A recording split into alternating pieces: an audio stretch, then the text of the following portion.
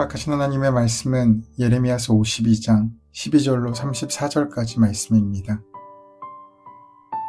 바벨론의 느부갓네살 왕의 19째 해 5째 달 10째 날에 바벨론 왕의 어전 사령관 느부사라단이 예루살렘에 이르러 여호와의 성전과 왕궁을 불사르고 예루살렘의 모든 집과 고관들의 집까지 불살랐으며 사령관을 따르는 갈대아 사람의 모든 군대가 예루살렘 사면 성벽을 헐었더라. 사령관 느부사라단이 백성 중 가난한 자와 성중에 남아있는 백성과 바벨론 왕에게 항복한 자와 무리의 남은 자를 사로잡아 갔고, 가난한 백성은 남겨두어 포도원을 관리하는 자와 농부가 되게 하였더라. 갈대아 사람은 또 여호와의 성전의 두 놋기둥과 받침들과 여호와의 성전의 놋대야를 깨뜨려 그 놋을 바벨론으로 가져갔고, 가마들과 부삽들과 부집게들과 주발들과 숟가락들과 섬길 때에 쓰는 모든 놋그릇을 다 가져갔고, 사령관은 잔들과 화로들과 주발들과 솥들과 촛대들과 숟가락들과 바리들 곧 금으로 만든 물건에 금과 은으로 만든 물건에 은을 가져갔더라. 솔로몬 왕이 여호와의 성전을 위하여 만든 두 기둥과 한 바다와 그 받침 아래에 있는 12놋소 곧 이 모든 기구의 놋 무게는 헤아릴 수 없었더라. 그 기둥은 한 기둥의 높이가 18규빗이요 그 둘레는 12규빗이며 그 속이 비었고 그 두께는 내 손가락 두께이며 기둥 위에 은머리가 있어 그 높이가 5규빗이요 머리 사면으로 돌아가며 꾸민 망사와 성류가 다 놋이며 또 다른 기둥에도 이런 모든 것과 성류가 있었더라. 그 사면에 있는 성류는 96개요 그 기둥에 둘린 그물 위에 있는 성류는 도합이 100개이었더라. 사령관이 대제사장 스라야와 부제사장 스바냐와 성전 문지기 3사람을 사로잡고 또 성 안에서 사람을 사로잡았으니 곧 군사를 거느린 지휘관 1사람과 또 성중에서 만난 왕의 내시 7명과 군인을 감독하는 군 지휘관의 서기관 하나와 성 안에서 만난 평민 60명이라. 사령관 느부사라단은 그들을 사로잡아 리블라에 있는 바벨론의 왕에게 나아가매 바벨론의 왕이 하맛 땅 리블라에서 다 쳐 죽였더라. 이와 같이 유다가 사로잡혀 본국에서 떠났더라. 느부갓네살이 사로잡아간 백성은 이러하니라.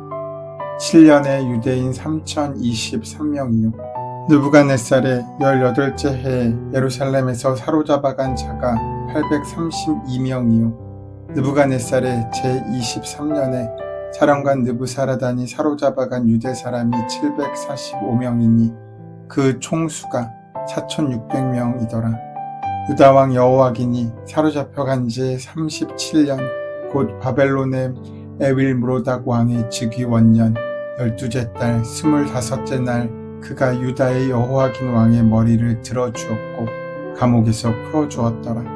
그에게 친절하게 말하고 그의 자리를 그와 함께 바벨론에 있는 왕들의 자리보다 높이고 그 죄수의 의복을 갈아입혔고 그의 평생 동안 항상 왕의 앞에서 먹게 하였으며 그가 날마다 쓸 것을 바벨론의 왕에게서 받는 정량이 있었고 죽는 날까지 곧 종신토록 받았더라. 예레미야의 마지막은 예루살렘 함락의 이야기를 전하면서 마무리됩니다. 52장의 말씀은 시드기야의 즉위로 시작됩니다. 그는 멸망하기까지 11년을 통치했습니다. 시드기야는 바벨론의 기대에 어긋났을 뿐만 아니라 하나님의 기준에도 미치지 못한 악한 왕이었습니다. 시드기야가 바벨론을 배반하자 느부갓네살은 예루살렘을 공격했고 결국 시드기야 9년 10월부터 11년 4월까지 무려 18개월 동안 포위되어 고통을 겪다가 멸망하고 맙니다. 유다의 군인들과 함께 성을 떠나 도망하던 시드기야는 뒤쫓아온 바벨론 군에게 붙잡히고 림나에 본용을 설치하고 있던 느부갓네살 앞으로 끌려갑니다. 시드기야의 두 눈 앞에서 왕자들이 다 죽임을 당하고 시드기야는 두 눈이 뽑힌 채 결박당하여 바벨론으로 끌려가서 그곳의 감옥에서 죽임을 당하게 됩니다. 시드기야가 생애의 마지막으로 본 광경이 아들들의 죽음이었다는 것이 얼마나 비참한 상황인지를 우리에게 보여주고 있습니다. 느부갓네살은 처음에는 예루살렘을 유지하려고 했던 것 같습니다. 하지만 많은 기회에도 불구하고 계속되는 반역을 경험한 느부갓네살은 결국 예루살렘을 함락한 지 한 달 만에 사령관 느부사라단을 보내 반역의 도시라고 여겨진 예루살렘을 완전히 파괴하고 맙니다. 오늘 본문의 시작인 12절부터 16절까지는 예루살렘 성전이 파괴되는 내용을 보여주며 17절부터 23절까지는 약탈에 대하여 24절에서 30절의 말씀은 백성들이 포로로 끌려가는 내용들이 기록되어 있습니다. 12절을 보면 그 시대의 언어가 이제 시드기야에서 느부갓네살의 통치로 바뀐 것으로 볼 수 있습니다. 이것은 이제 시드기야가 더 이상 그 땅의 왕이 아니라는 사실을 보여줍니다. 느부갓네살 왕의 대리인으로 파견된 어전 사령관 느부사라단은 성전과 왕궁과 모든 큰 집에 불을 질렀습니다. 성전과 왕궁, 예루살렘의 모든 집, 특별히 귀족들의 집이 다 파괴되고 불태워집니다. 예루살렘 성벽은 바벨론 군인들에 의해서 다 허물어졌으며 예루살렘에는 빈민들만 조금 남겨두고 모든 다른 사람들을 바벨론으로 끌고 갔습니다. 이스라엘 백성에게 이것은 가장 끔찍한 파멸의 모습이었습니다. 또한 군대는 그 사면의 성벽을 헐어버림으로써 그 성을 무방비 상태로 남겨두었습니다. 그리고 그 안에 성전을 불태우기 전에 그 안에서 장식품들을 약탈해 갔습니다. 17절로 23절의 말씀은 성전 파괴에 대한 보충 설명으로 성전의 두 기둥, 보아스와 야긴, 11,500갤론의 물을 담을 수 있는 거대한 높바다와 이동용 받침대, 그리고 노시나 은금으로 만든 모든 물품들이었습니다. 성전 기구들이 약탄된 상황을 보여주고 있는 것입니다. 이것은 느부갓네살이 여호와긴 때에 가져간 성전 기구들과는 비교할 수 없을 만큼의 큰 약탈과 파괴였습니다. 여기서 본문은 대제사장 스라야와 부제사장 스바냐와 성전 문지기 3사람과 군사 장관 등 요인들과 백성 60명이 림나의 느부갓네살 앞에서 끌려가 거기서 다 죽었다는 슬픈 기록을 더하고 있습니다. 결국 바벨론으로 옮겨진 백성은 느부갓네살 7년에 832명, 23년에 745명, 도합 4,600명이었습니다. 느부갓네살 18년에 포로의 숫자 832명이 열왕기하 24장 14절의 기록인 10,000명과 차이가 나는 이유는 여기에 기록된 것은 남자 성인의 수이기 때문일 것입니다. 이제 최종적으로 남유다가 완전히 그 문을 닫습니다. 예루살렘이 정복되고 성전이 파괴되었습니다. 이것은 이스라엘의 몸과 정신 모두 망했음을 의미합니다.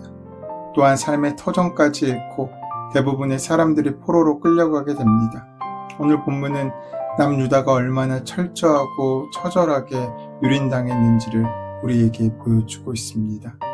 성벽이 무너져 내리고 각종 문화유산들이 유출됩니다. 그동안 힘있다고 여겼던 유다의 지도자들은 체포되었고 노예로 끌려가게 됩니다.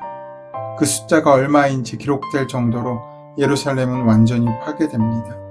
이것이 남의 이야기처럼 들려서 그런지 아니면 수없이 예고를 들어서 그런지 큰 감흥 없이 우리가 이 멸망의 현장을 바라볼 수도 있습니다.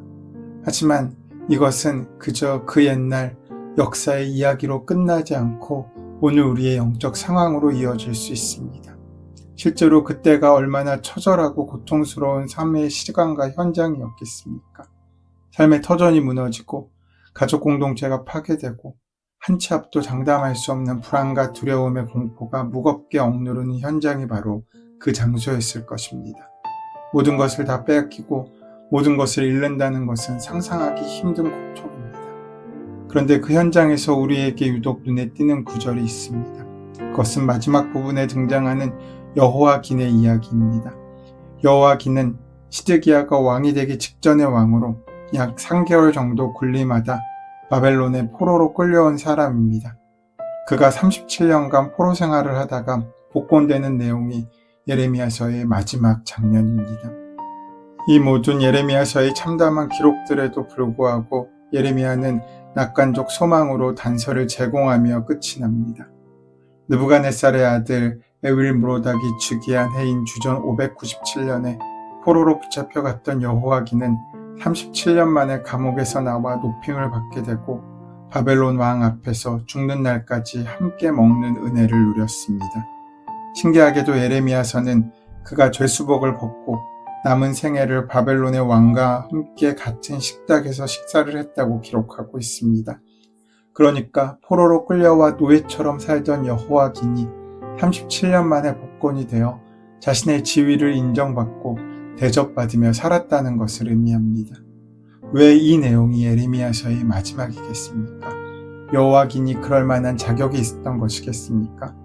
어쩌면 그런 것들보다 하나님께서는 우리의 마지막은 회복이 정답임을 알려주시는 것인지도 모르겠다는 생각이 들었습니다.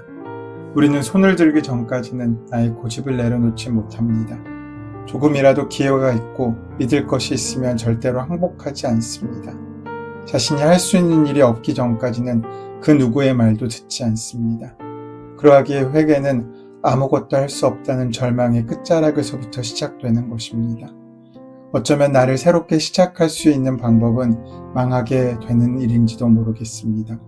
건강을 다 잃고 손 쓸 수 없는 지경까지 이르러야 그제야 건강을 위해 사력을 다하게 되고 모든 기회가 막히고 자신의 힘으로는 할 수 없을 때에 이르러서야 우리는 하나님을 찾습니다. 어중간한 곳에서 우리가 회개라는 경우는 없습니다. 바닥을 칠 때까지 우리의 아집과 교만은 수그러들지 않기 때문입니다. 어쩌면 그런 우리에게 망하는 것은, 그것도 철저하게 망하는 것은 축복일지도 모릅니다. 모든 것이 허물어지고 파괴되어야 새로운 것이 지어지는 것이기 때문입니다. 그런 의미에서 본다면 망함은 우리에게 새로운 기회가 될 수도 있습니다. 처절하면 처절할수록 우리의 시작은 더 깔끔하고 새로울 것입니다. 이런 의미에서 망함도 축복입니다. 내가 그리스도와 함께 십자가에 못 박혀야 내 안에 그리스도가 사시는 것입니다. 예레미야는 그 메시지를 우리에게 그렇게 오랫동안 선포한 것인지도 모르겠습니다. 부수고 깨지고 망가지고 파괴되는 그 고통의 시간 너머에 새롭게 지어질 새로운 날을 꿈꿀 수 있어야 합니다. 그러기 위해 우리는 망해도 잘 망해야 합니다. 잘 무너져야 합니다. 완전히 바닥을 쳐야 합니다. 그래야 그 바닥이 우리의 끝이 아닌 새로운 출발이 될 수 있기 때문입니다.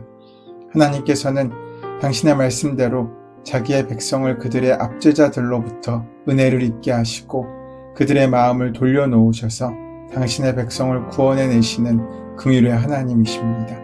그러므로 우리 모두도 어려움 아래에 있을 때 소망을 가지고 하나님의 구원을 조용히 기다리는 것이 헛되지 않다는 것을 깨닫게 될 것입니다. 우리가 상대하는 모든 사람의 마음과 환경, 그 모두가 하나님의 손안에 있습니다. 예레미야서를 통해서 죄에 대한 하나님의 심판의 엄미함을 우리는 볼 수 있습니다. 죄를 회개하고 버리지 않으면 반드시 멸망합니다. 그러나 유다의 멸망으로, 심판으로 하나님의 말씀은 결코 끝나지 않습니다. 하나님께서는 다윗의 혈통들에게 메시아가 오게 될 것이라며 영원한 다윗의 나라를 약속하셨습니다. 유다의 왕이었던 시드기야의 죽음으로 족보가 끝나지 않게 하시며 여호와긴의 머리를 들어 그를 유다의 왕이라고 말씀하십니다. 바로 여기에 소망이 있습니다.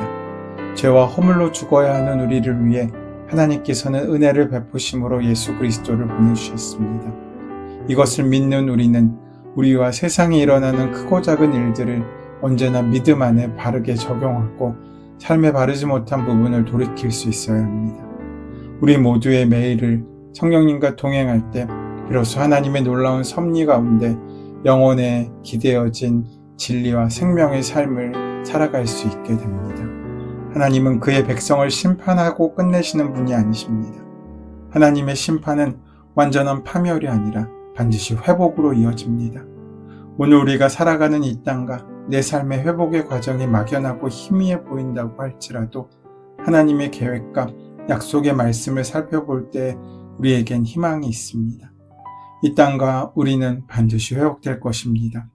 그러므로 우리는 이 회복을 소망하며 우리 자신을 늘 정경케 유지하는 삶을 살 수 있어야 합니다.